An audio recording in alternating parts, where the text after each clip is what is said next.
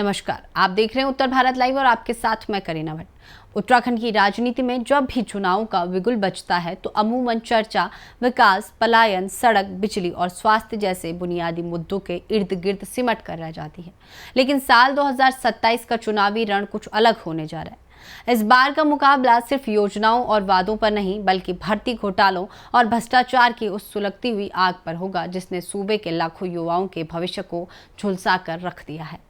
हमारी इस विशेष सीरीज में आज हम बात करेंगे सपनों की नीलामी पर सिस्टम की उस खामोशी की जिसने देवभूमि के नीतिगत ढांचे को हिलाकर रख दिया है। पेपर लीक, नियुक्तियों पर लगातार उठते सवाल और सरकारी तंत्र पर गहराता अविश्वास। क्या इस बार युवाओं की ये भयंकर नाराजगी सूबे की सियासत के समीकरण को पूरी तरह पलट देगी? इतिहास इस बात का गवाह रहा है कि जब जब जनता का भरोसा टूटता है तब तब बड़े से बड़े सिंहासन भी डोल जाते हैं। आज की इस विशेष रिपोर्ट में हम इसी भावनात्मक और राजनीतिक संकट का पूरा विश्लेषण करेंगे। देहरादून से लेकर पहाड़ के दूरस्थ गांवों तक इस बात को गहराई से समझना बेहद जरूरी है कि उत्तराखंड जैसे छोटे और सीमित संसाधनों वाले राज्यों में सरकारी नौकरी सिर्फ एक रोजगार का जरिया नहीं होती। यह किसी भी पहाड़ी परिवार की आर्थिक सुरक्षा, उसके सामाजिक सम्मान और एक स्थिर भविष्य का सबसे बड़ा प्रतीक मानी जाती है।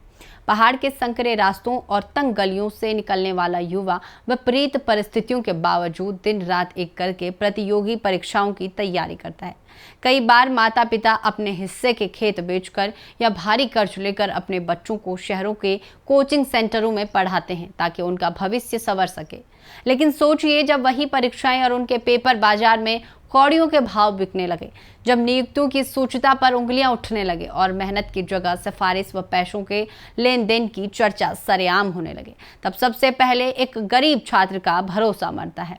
यही वजह है कि भर्ती घोटाले अब उत्तराखंड में केवल कोई कानूनी या प्रशासनिक पेच नहीं रह गई, बल्कि यह एक ऐसा भावनात्मक घाव बन चुका है जो मौजूदा सरकार के लिए एक बड़ा राजनीतिक संकट खड़ा कर रहा है।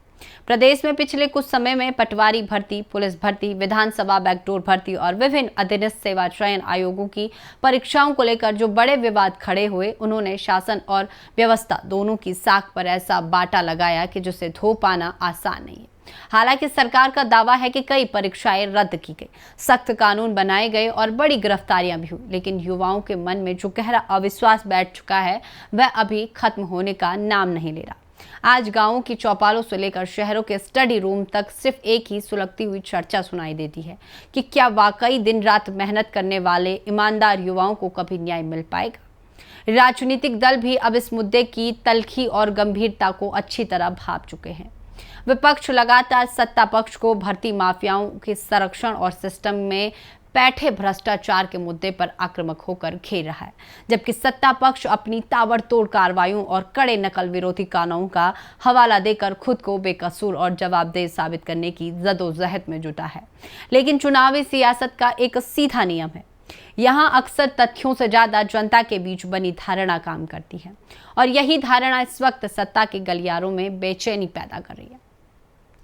पहाड़ के उन दूर दराज के इलाकों में रहने वाले युवाओं का दर्द और भी ज्यादा गहरा है, जहां न तो इंटरनेट की अच्छी सुविधा है और न ही बड़े शहरों जैसी सहूलियत है।